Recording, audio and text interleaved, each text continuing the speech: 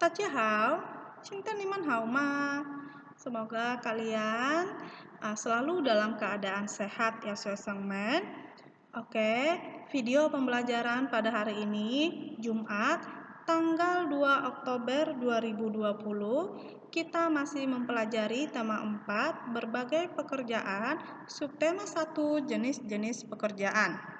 Dan hari ini Lause akan membahas pembelajaran 5 dan pembelajaran 6. Oke, sebelum kita masuk ke pendalaman materi, Lause terlebih dahulu membacakan tujuan pembelajarannya.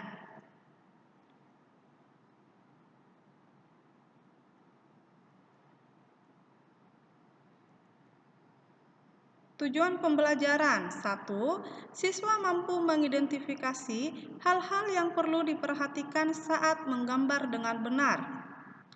2. Siswa mampu menggambar kegiatan yang berkaitan dengan pekerjaan secara tepat. 3. Siswa mampu menganalisis sikap tokoh-tokoh dalam cerita dengan nilai-nilai yang terkandung dalam Pancasila. 4. Siswa mampu menyajikan pendapat pribadi tentang unsur-unsur cerita dengan benar. Ini adalah tujuan pembelajarannya. Nah, sekarang mari kita masuk ke pembelajaran 5. Muatan SBDP KD 3.1 dan 4.1. Teknik menggambar 3 dimensi. Gambar 3 dimensi menggunakan satu titik hilang dibuat dengan cara menarik seluruh titik sudut ke satu titik tertentu. Nah, perhatikan gambar berikut. Itu adalah contoh gambar 3 dimensi menggunakan satu titik hilang.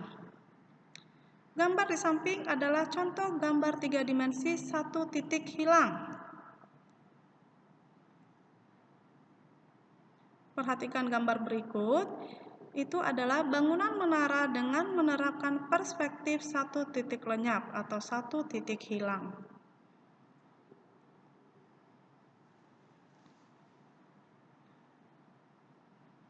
Sekarang kita masuk ke muatan IPS KD 3.3 dan 4.3. Kegiatan ekonomi dan pekerjaan yang terkait. Kita bahas dulu di daerah perkotaan ya. Di perkotaan banyak terdapat perkantoran, mal, dan pertokoan. Jenis pekerjaannya ada karyawan, ada satpam, penjaga toko, dan pemilik toko. Nah, untuk lingkungan pedesaan, banyak terdapat pertanian, perkebunan, dan peternakan. Jenis pekerjaannya ada petani, pemilik lahan, distributor pertanian, peternakan, dan penjual pakan ternak. Nah, perhatikan gambar berikut. Itu adalah pegawai kantor. Dan pekerjaan itu hanya terdapat di daerah perkotaan.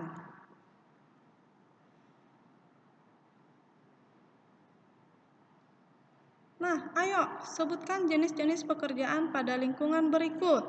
Nah, setelah kalian mengamati gambar tersebut, nah lingkungan berikut itu terdapat di daerah perkotaan. Ya, kenapa? Karena bangunan-bangunan bertingkat seperti pada gambar berikut hanya akan kita temukan di daerah perkotaan.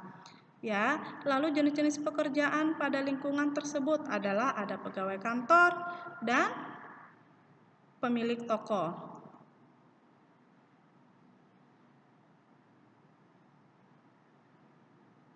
Lalu ayo sebutkan jenis-jenis pekerjaan pada lingkungan berikut. Nah, lingkungan berikut adalah di daerah pedesaan, ya.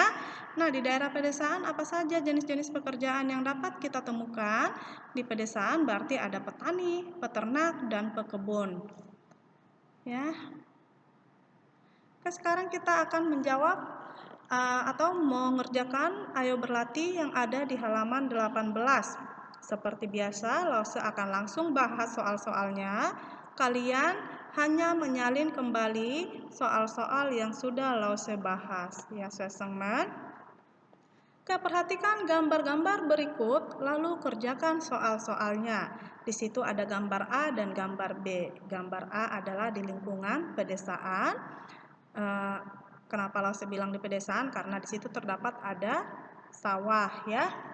Lalu gambar B adalah di lingkungan pantai. Kenapa? Karena kita bisa melihat ada pantai, ada perahu nelayan, dan ada yang berkunjung atau berwisata ya. Oke, kita akan menjawab pertanyaan sesuai kedua gambar ini. Soal nomor 1. Tuliskan jenis pekerjaan yang terdapat di lingkungan seperti pada gambar tersebut. Jawablah dalam bentuk tabel seperti di bawah ini ya. Karena dia minta seperti tabel, maka Lause sudah buatkan seperti berupa tabel ya sobat. Nah, di sini ada gambar A dan B ya. Berarti gambar A itu adalah daerah pedesaan, gambar B daerah pantai ya. Jenis pekerjaan yang terdapat di gambar A ada petani, peternak, dan pekebun. Tugas yang dilakukan, petani menanam berbagai macam makanan pokok dan sayuran. Peternak memelihara dan mengambil bagian bermanfaat dari hewan ternak. Pekebun menanam berbagai macam buah-buahan dan pepohonan. Nah, itu untuk di daerah yang gambar A. Sekarang kita masuk ke lingkungan yang gambar B. Di pantai kita bisa menemukan jenis pekerjaan nelayan, penjaga pantai, dan petani garam. Nah, tugas yang dilakukan, nelayan menangkap hasil laut, khususnya ikan lalu menjualnya. Penjaga pantai mengawasi orang-orang yang sedang berenang di pantai. Petani garam membuat garam dari air laut yang dijemur. Ya, itu untuk soal nomor 1. Sekarang kita masuk ke soal nomor 2. Tuliskan nama dan tempat pekerjaan yang sesuai pada kotak yang sudah tersedia. Nah, langsung saja bahas. Gambar A itu adalah seorang petani ya, karena kita bisa lihat ada kerbau di situ dan seorang petaninya. Berarti kita bisa mengambil kesimpulan kalau itu adalah petani yang sedang membajak sawah ya. Petani kita dapat menemukannya di pedesaan, yaitu sawah. Gambar nomor 2 yaitu peternak. Kita bisa melihat gambarnya itu si bapak lagi memerah susu sapi ya. Di mana kita bisa menemukannya yaitu di pedesaan, yaitu peternakan ya. Lalu gambar nomor 3 itu adalah guru. Tempat pekerjaannya perkotaan dan pedesaan atau sekolah. Jadi guru bisa terdapat di perkotaan dan di pedesaan juga ya.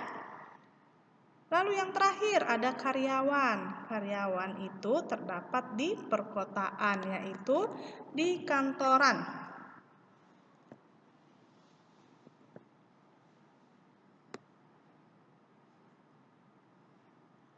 Oke, sekarang kita masuk ke pembelajaran 6, muatan bahasa Indonesia KD 3.5 dan 4.5.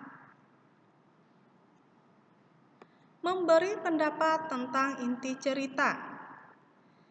Langkah-langkah memberikan pendapat dalam cerita. Ya, A. Bacalah cerita dengan cermat. B. Carilah paragraf yang memuat permasalahan. C.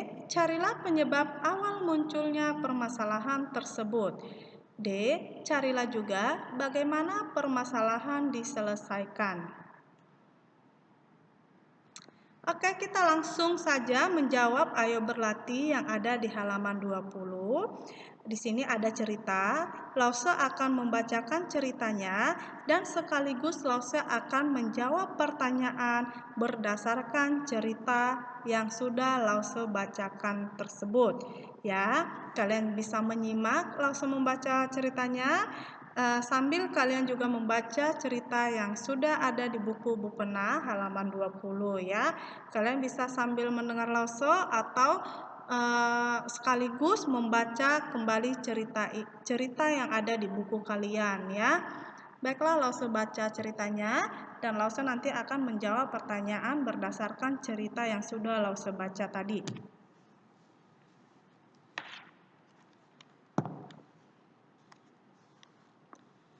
Liburan Arya di kampung halaman.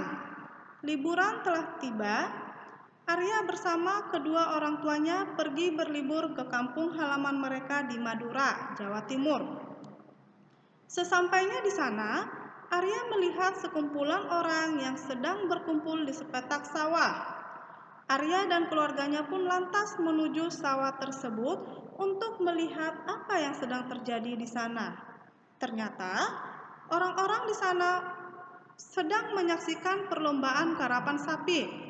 Karapan sapi merupakan olahraga tradisional khas Pulau Madura.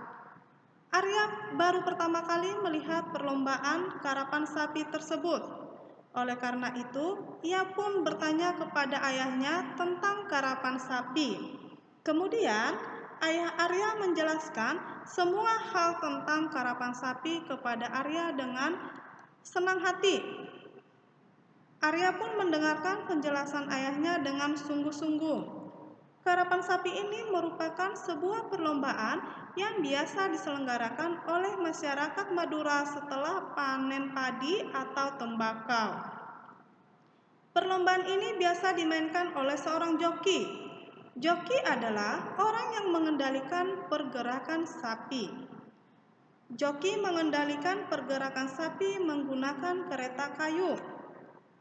Kereta kayu tersebut diikatkan pada 2 ekor sapi. Sapi-sapi tersebut bertugas untuk menarik kereta kayu yang dikendarai oleh joki. Perlombaan karapan sapi diawali dengan mengarak sapi-sapi mengelilingi area pertandingan. Arak-arakan sapi tersebut diiringi oleh musik gamelan khas Madura. Saat perlombaan dimulai, joki harus berdiri sambil memegang tali untuk mengendalikan sapi.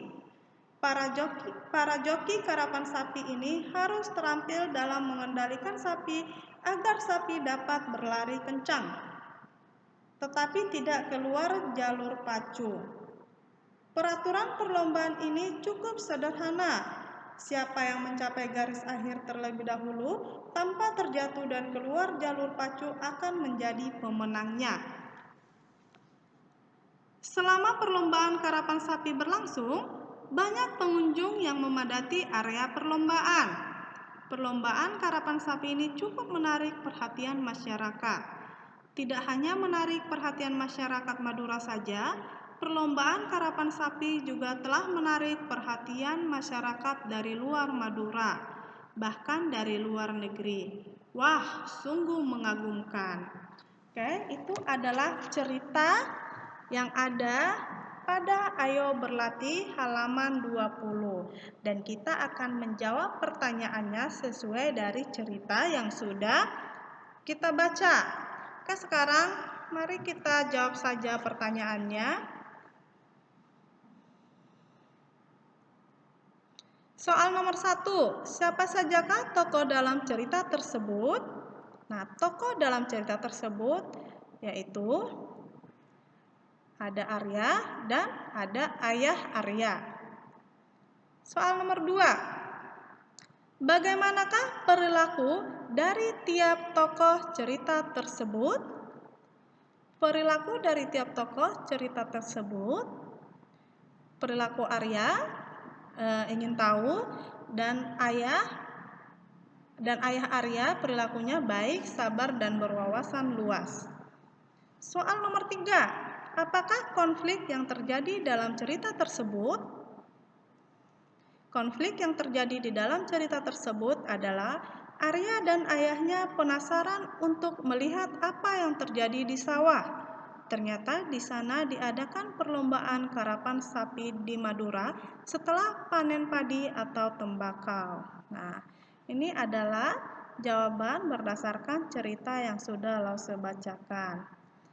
Oke, sekarang kita masuk ke muatan PPKN KD 3.1 dan 4.1. Nilai-nilai Pancasila dalam tokoh cerita. Bangsa Indonesia harus memiliki sikap sesuai nilai-nilai Pancasila. Misalnya, taat beribadah, bersyukur, toleransi, jujur, peduli, dan bertanggung jawab. Oke, sekarang kita akan menjawab. Ayo berlatih halaman 21, muatan PPKN ya. Soal nomor 1. Dedi sangat taat dan rajin beribadah. Sikap tersebut sesuai dengan sila pada Pancasila. Sila keberapakah yang sesuai dengan sikap Dedi tersebut? Tuliskan bunyi sila tersebut. Karena dia di sini berbicara tentang taat dan rajin beribadah, berarti sesuai dengan sila pertama yang bunyinya ketuhanan yang Maha Esa. 2. Indonesia terdiri dari puluhan suku bangsa. Walaupun berbeda-beda, masyarakat Indonesia hidup rukun dan damai. Menurut pendapatmu, sila keberapakah yang sesuai dengan sikap tersebut? Tuliskan bunyi sila tersebut. Nah, kita akan lihat, yaitu terdapat pada sila ketiga, Persatuan Indonesia. Soal nomor 3. Dedi dan teman-temannya berencana akan mengadakan study tour ke tempat wisata yang ada di Jakarta. Ada beberapa tempat yang menjadi pilihannya, yaitu Taman Mini Indonesia Indah, Kebun Binatang Ragunan, Museum Nasional, atau Pulau Harapan. Dedi dan teman-teman melakukan musyawarah. Hasil perolehan terbanyak adalah Pulau Harapan. Dedi dan teman-teman setuju dengan hasil musyawarah tersebut. Menurut pendapatmu, sila keberapakah yang sesuai dengan sikap yang dilakukan Dedi dan teman-temannya? Tuliskan bunyi sila tersebut.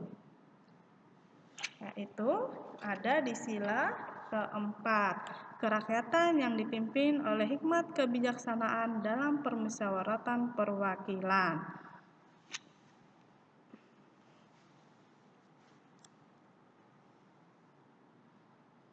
Oke, sekian pembelajaran pada hari ini. Lause berharap kalian selalu semangat, selalu menjaga kesehatan. Ya, kemarin kita baru selesai melaksanakan PTS. Lause berharap kalian puas dengan hasil kerja kalian ya, sesuai. Oke, 大家再见。